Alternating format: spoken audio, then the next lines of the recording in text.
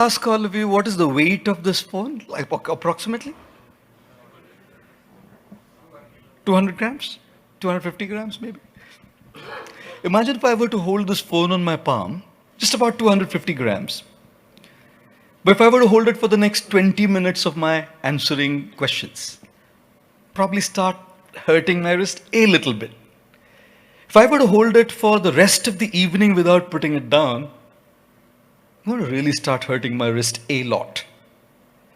And if I were to hold this phone on my palm for the rest of the week without putting it down, my wrist will probably start getting a little numb, isn't it? Now, it's not so much about the weight of the phone, it's for how long am I carrying it on my palm, right? Our past memories, our stresses, what's happened to us, is like something that we are lugging in our mind constantly. It could be a small thing, it could be a big thing. But when we are lugging something in our mind constantly, it's like exactly like holding this phone on my palm non-stop. It's going to start affecting my wrist. If I'm going to think about this relative of mine, friend of this book, the stories in my book, Energize Your Mind, the second book, where I talk about how this relative of mine came up on my father's funeral day. My father's body still lying there, and this gentleman says that I was the cause of my father's death in front of everybody. Now, who has gotten an insult like that? Where you're called the cause of your father's death in a public forum, and my father's body is not even cremated yet. Now, every single time I see this guy, you know how it becomes like a stimulus, a trigger to bring back those past memories? An entire chapter in the book is about dealing with these memories, right? PTSD, right? Post-traumatic stress disorder, just so much in there, just like this all the time. This is exactly what I'm doing to my mind, exactly what I did to my palm. My memories, my anxieties, my past impressions is doing this. Now imagine, you can't really take it off. Will you be able to take the 2611 experience off your mind completely? Never. Will I be able to take out that statement that this gentleman made about my father's death, saying I was the cause of my father's death? Never. And each one of us has our own stories and memories and impressions that we have in our mind. We're not going to be able to take it out of our minds ever. Somebody hurt you deeply and there was a heartbreak somebody had in a relationship. How is a person going to take it off from their mind? You cannot take it off completely, ladies and gentlemen. But I know one thing. I can at least occasionally keep it down if I can. That'll make my wrist feel a little better because it's going to come back up again. Here I've consciously chosen to put the phone down. It's not jumping back on my palm. But in my mind, I might consciously try to purge my thoughts out, but it's going to come back in my mind again. But even if for those 20 minutes, an hour, a day, if I can keep it away, my mind is feeling relaxed and better.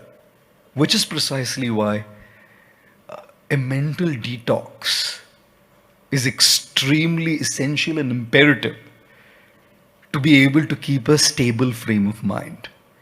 And how does one detox one's mind? There's so many ways to do it. Meditation, of course, is one way to do it. But one very, very, very powerful way to do it is journaling. Journaling. Journaling is an extremely powerful way of pouring out everything that you have in your mind on paper and absolutely doing it free flow. No editing, no censoring. If I get a swear word, I'm writing a swear word there. Just make sure whoever you're using that swear word for doesn't get the paper in their hand. That's all you'll need to make sure. So you burn it, tear it, throw it, whatever you need to do, but let it come out. There's tremendous power and potential in taking this out, right? And again, journaling doesn't ensure it's not going to come back up again. But the very fact that you have a relaxed mind, even if it comes back, you're in a better position to deal with it because you've taken it off for a while. Now imagine if the phone were on your hand and you were just not able to take it off at all, even after journaling. I'm just going to hold this microphone like this. You mind doing that? Thank you so much. If the phone is like this, imagine if somebody else puts a palm down there and shares that burden along with you. Now your wrist is taking half of the weight and somebody else is taking half of that weight. That is the power of confiding, opening your heart, sharing your troubles with somebody, and seeking help. You know what? The one thing that I always love to say, we don't have to struggle alone. Do we have to struggle alone? Why are we in our own shells? Why are we thinking I have to do it myself? There is help available if we seek it. Seek and thou shalt find. Knock and the door shall open. All right. I tell the story often of a gentleman who had a 5-year-old girl, his daughter, and both of them were walking on a road, like in a countryside road, and there was a massive storm, and there was a huge tree that had fallen on the road. Huge, humongous, like huge trunk. And this little 5-year-old said to her dad, Dad, do you think I can move this tree away? The father said, Yes, darling, if you use all your strength. So the girl went and gave every bit of her energy to push the tree. Obviously, the girl was a 5-year-old, the tree was huge. It wouldn't move. She came back to the father and said, Dad, I can't move it. The father said, Darling, I told you, if you use all your strength, you can most certainly move the tree. She went again, tried, she couldn't, exasperated, frustrated. She came back to the father and said, Dad, I can't do it. The father said, Look, darling, I told you to use all your strength and you're only using yours. Is your strength alone all your strength? No. I am here as your father, right? You could have turned to me and said, Dad, can you help me?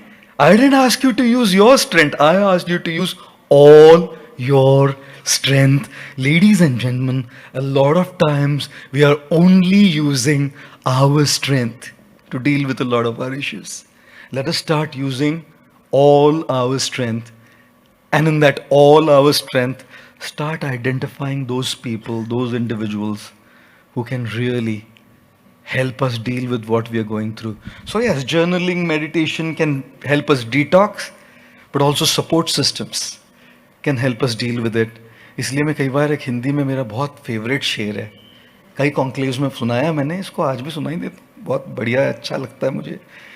कहते हैं कि छोटे से दिल में गम बहुत है, छोटे से दिल में गम बहुत है, जिंदगी ने दिए जख्म बहुत है, कब की मार डालती है जालिम दुनिया हमें, कमबख्त इन दोस्तों की दुआओं में दम बहुत है. Right? You know, that support system is something that will probably help us deal with what we are going through way better than if we were to struggle.